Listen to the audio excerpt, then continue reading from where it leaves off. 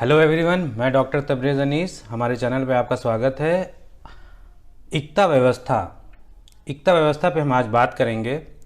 इक्ता system क्या था? ये इक्ता सिस्टम जो दुनिया में अगर आपने विश्व के संदर्भ में भी लें भी तो भी एक अनोखी एक व्यवस्था थी। इक्ता व्यवस्था किस प्रकार से ये जागीरदारी मुगलों के द्वारा शुरू की गई जागीरदारी और भारत में पहले से ही प्रचलित सामंती व्यवस्था से अलग थी, किस प्रकार से ज़मींदारी व्यवस्था से ये अलग थी और किस प्रकार से, जैसे एक आईएएस में एक बार क्वेश्चन भी पूछा गया था कि किस प्रकार से भारत की सामंती व्यवस्था को समाप्त करने के लिए इक्ता प्रणाली जिम्मेदार थी। तो ये सब का सवाल का जवाब इस लेक्चर में हम ढूंढेंगे और इसको हम पाएंगे। सबसे पहले मैं आपको बताता हूँ इक्ता का शाब्दिक अर्थ क्या होता है। इक्ता का शाब्दिक अर्थ जो होता है वो होता है टुकड़ा, यानी कि कोई भी चीज़ का टुकड़े को इक्ता कहते हैं। लेकिन इसका मतलब क्या होता है? इक्ता एक ऐसे भूभाग यानी एक क्षेत्र हुआ करता था जो महत्वाकांक्षी तुर्की सरदारों को शासक के द्वारा प्रदान किया जाता था और उनसे ये कहा जाता था कि आप वहाँ पर जाकर वहाँ का नागरिक प्रशासन बनाइए, वहाँ का भू राजस्व वसूलिए, वहाँ की सैनिक व्यवस्था देखिए और जो भी भू राजस्व वहाँ से प्राप्त हो उसके लिए आप एक सैन्य टुकड़ी रखें। और जब भी राजा को, शासक को चाहिए, जब भी ज़रूरत हो तो आप अपने सैनिकों को राजा की सेवा के लिए उपस्थित करिए और वहाँ के भू राजस्व में जो उससे इस्तेमाल करके वहाँ के जो सैन्य हैं यानी सैन्य टुकड़ी है, वहाँ का प्रशासन है, उस खर्च को निकालिए।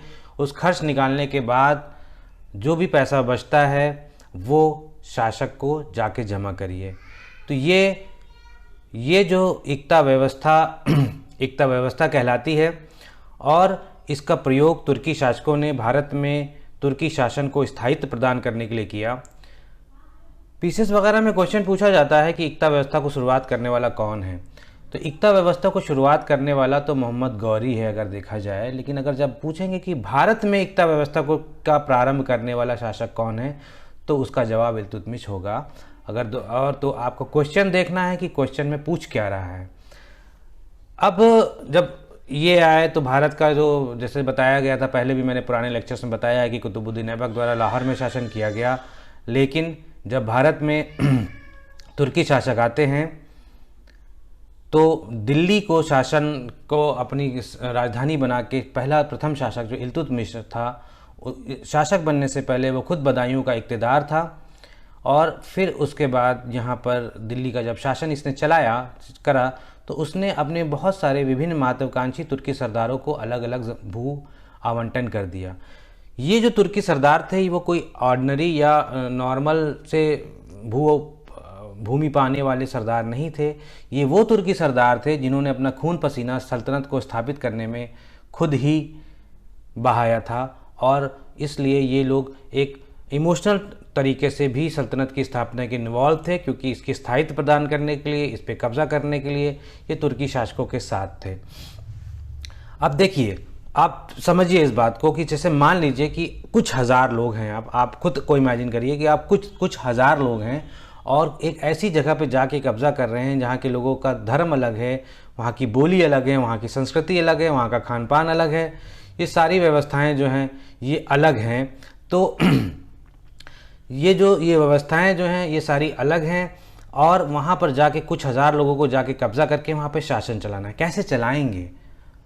क्योंकि देखिए, आपने कहीं पे हमला किया और वहाँ पे राजधानी पे जाके कब्जा कर लिया तो इसका मतलब ये नहीं हुआ कि आपने उसको पूरा क्षेत्र कब्जा कर लिया। राजधानी या बड़े शहरों पे तो आपका कब्जा हो सकता है, लेकिन प्रशासनिक व्यवस्था और बाकी व्यवस्थाएं तो गाँव में हैं। गाँव में जब तक कंट्री साइड्स में आप नहीं जाके वहाँ पे भी मजबूती से शासन करेंगे तब तक आपके शासन की नींव जो है वो गहरी नहीं हो पाएगी। ये इक्ता प्रणाली ने यही मदद करी। क्या करी? जैसे मान लीजिए कि ये आए, इन्होंने जैसे फॉर एग्जांपल आप आते हैं उत्तर प्रदेश में शासन करने, हमला करते हैं, कुछ हज़ार लोग के लखनऊ पे कब्जा कर लेते हैं। लेकिन अब यहाँ पर बहराइच है, श्रावस्ती है, बलरामपुर है, लखनऊ है, कानपुर है। लखनऊ तो राजधानी हो गई, कानपुर है, बनारस है, इलाहाबाद है, तमाम गाज़ियाबाद है, तमाम शहर हैं। तो वहाँ पे शासन कैसे स्थापित किया जाएगा? वहाँ पे शासन ऐसे स्थापित किया जाएगा कि अपने ही महत्वाकांक्षी तुर्की सरदारों को वहाँ पे ये लोग ने भेजा, सेना लेके कि जाइए वहाँ जाके चीज़ों को कब्जा करके वहाँ पे एक प्रशासनिक व्यवस्था बनाइए, वहाँ का भू राजस्व वसूलिए। प्रशासनिक व्यवस्था बनाने के लिए देखिए, शासक उस राज्य की अवधारणा का अगर आप कॉन्सेप्ट लेते हैं तो राज्य दो प्रकार के होते हैं। एक कल्याणकारी राज होता है, वेलफेयर स्टेट, और एक होता है पुलिस स्टेट। प्राचीन काल में और मध्यकाल में कल्याणकारी राज की अवधारणा ना होकर पुलिस स्टेट की थी। पुलिस स्टेट क्या होता है? जैसे कि अमेरिका में अभी भी ये प्रचलित है, अब भारत में कल्याणकारी राज है। कल्याणकारी का राज का काम ये होता है कि जो शासक है वो लोगों की बेहतरी के लिए बहुत सारी पॉलिसीज, बहुत सारी नीतियां बनाएगा और लोगों की भलाई के लिए काम करेगा। पुलिस स्टेट का मतलब ये होता है वो राज्य, जिन राज्यों में का काम राजस्व वसूलना और वहाँ पे कानून और व्यवस्था बनाए रखना है। तो कानून व्यवस्था बनाए रखने का ही कार्य जो है वो शासक का है, क्योंकि कानून व्यवस्था के लिए ही शासक का शासन स्वीकार किया जाता है। इसी वजह से उसको भू राजस्व यानी विभिन्न कर दिए जाते हैं, ताकि वो किसी भी तरीके से कानून व्यवस्था बनाए रहे, उनकी प्रॉपर्टी, उनकी जान माल की हिफाजत करे। यही शासक का काम हुआ करता था प्राचीन काल और मध्यकाल में। हालांकि कुछ कल्याणकारी निरंकुश शासक भी हुए, जिसमें अशोका का नाम है, जिसमें और भी शासकों का नाम है, जिसमें अकबर का नाम है ना। तो इन लोगों ने कल्याणकारी नीतियां भी बनाई, लेकिन नॉर्मली ओवरऑल जो है वो शासक का कार्य जो है वो लोगों को कानून व्यवस्था प्रदान करना है। तो इक्ता व्यवस्था यही करती है कि जब जाते हैं ये लोग, कानून व्यवस्था, वहाँ का प्रशासन अपने हाथ में ले लेते हैं, वहाँ का भू राजस्व वसूलते हैं, जिससे वो एक सैन्य व्यवस्था यानी एक सैनिक टुकड़ी अपनी बनाते हैं। और उस सैन्य व्यवस्था का जब भी राजा शासक को ज़रूरत होती थी तो वो अपने सैनिक को भेजते थे। और इससे क्या था कि तुर्की जो राज्य है, जो तुर्की शासन है, सल्तनत काल है, उसको स्थायित्व प्रदान ये लोग कर रहे हैं तुर्की में शासन में। अब जब यहाँ पे इन लोगों ने बसना शुरू किया तो ऑब्वियसली यहाँ पे विरोध होगा, और विरोध हुआ भी इन लोगों का। लेकिन इनके पास शक्ति थी, सैनिक थे, जिसके कारण से इन्होंने, जो इनके सपोर्टर्स थे उनको, यानी कि इनके शासन को सपोर्ट करने वाले, जिसमें तुर्को अफगान लोग प्रमुख थे और भारतीय मुसलमान थे, और कुछ और भी तो गैर मुस्लिम वर्ग था जिन्होंने इनके शासन को सपोर्ट किया। तो वो लोगों ने किसी भी तरीके से राजस्व मुक्त भूमि पाई और शासन में अपना सहयोग दिया। लेकिन जो लोग इसका विरोध कर रहे थे उनका शक्ति से इन लोगों ने दमन किया, और इस प्रकार से इक्ता व्यवस्था है बहुत ही ज़्यादा कारगर साबित हुई तुर्की सल्तनत को स्थायित्व प्रदान करने के लिए। देखिए, इक्ता जो होता था वो एक, मान लीजिए कि एक प्रशासनिक व्यवस्था है जिसमें किसी भी तुर्की सरदार को वो दे दिया गया है, लेकिन वो कोई आनुवंशिक आधार प्रारंभ में नहीं था, यानी कि वो ट्रांसफ़र हो जाया करता था। कि यानी मान लो कि अगर कोई लखनऊ का इक्ता है तो उसको बनारस भेज दिया, बनारस का है तो उसको कहीं और भेज दिया। तो ऐसा क्यों करते थे? ट्रांसफ़र करने के लिए अभी भी भारतीय सरकार, देखिए आप, ट्रांसफ़र करने की पॉलिसीज अपनाती है। तो ट्रांसफ़र क्यों किया जाता है? ट्रांसफ़र इसलिए किया जाता है भ्रष्टाचार को रोकने के लिए, क्योंकि एक व्यक्ति अगर कहीं बहुत लंबे समय में कहीं एक जगह पर रह जाता है तो वेस्टर्न इंटरेस्ट पैदा कर लेता है किसी, और वह भ्रष्टाचार में संलिप्त होता है और उसके नेक्सस यानी कनेक्शन काफ़ी बन जाते हैं। लेकिन अगर उसका ट्रांसफ़र कर दिया जाता है तो फिर वो नई जगह फिर जाता है, उसको फिर से दोबारा काम करना होता है।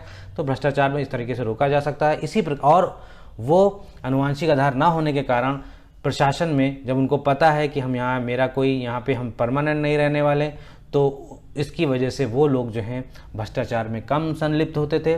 और इस तरह से एकता एक बहुत ही प्रभावी रूप से तुर्की सल्तनत को स्थायित्व प्रदान करता है। अलाउद्दीन खिलजी और मोहम्मद बिन तुगलक जैसे शासकों ने लगातार, और बलबन जैसे शासकों ने हमेशा इक्तादारों के ऊपर लगाम कसी। जैसे बलबन ने तो ख्वाजा नाम का एक अधिकारी ही नियुक्त कर दिया था कि इक्तादारों के आय व्यय का हिसाब रखने के लिए।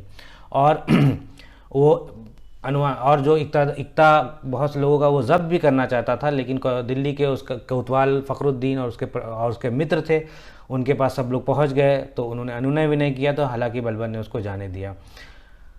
लेकिन उसके बाद अलाउद्दीन खिलजी और मोहम्मद बिन तुगलक वगैरह ने इक्तादारों पे जो है वो लगाम लगाई। लेकिन जो बाद के शासक, जो कमज़ोर शासक आए, उन्होंने उससे बहुत ही इक्तादार बहुत स्वच्छंद हो गए। जैसे फिरोज शाह के टाइम पर तो इक्ता को आनुवंशिक आधार पर प्रदान किया जाने लगा। आनुवंशिक आधार पर प्रदान करने के लिए अलग अलग उसके, देखिए प्रशासनिक रूप से आनुवंशिक आधार पर अगर आप कुछ भी देते हैं तो उसका बेड़ा गर्क ही होना है और कुछ नहीं होना है। तो लेकिन इससे ये हुआ कि जो तुर्की जो सल्तनत थी, मुस्लिम पॉलिटी थी, जहाँ पे लोग उनके मिलने वाले और सब वगैरह, लोगों ने ज़मीन वहाँ पे बसना शुरू किया। तो वहाँ पर हुआ क्या कि एक दो पैरेलल सिस्टम बन जाते हैं, यानी कि जब उनकी तादाद वहाँ बढ़ जाती है तो एक मुस्लिम समाज की स्थापना उसी में हो रही है, हिंदू समाज की है। और प्रारंभ में वो दोनों समाज अलग अलग पैरेलल रूप से, अलग अलग उनकी रीति रिवाज, अलग अलग तरीक़ों से वो लोगों ने समाज में एक ही साथ रहना शुरू किया। जो पहले कॉन्फ्लिक्ट था, फिर बाद में धीरे धीरे वो कोऑपरेशन भी हुआ। आगे आप जानेंगे कि किस प्रकार से कोऑपरेशन वगैरह हो, कॉन्फ्लिक्ट से कोऑपरेशन पे आते हैं।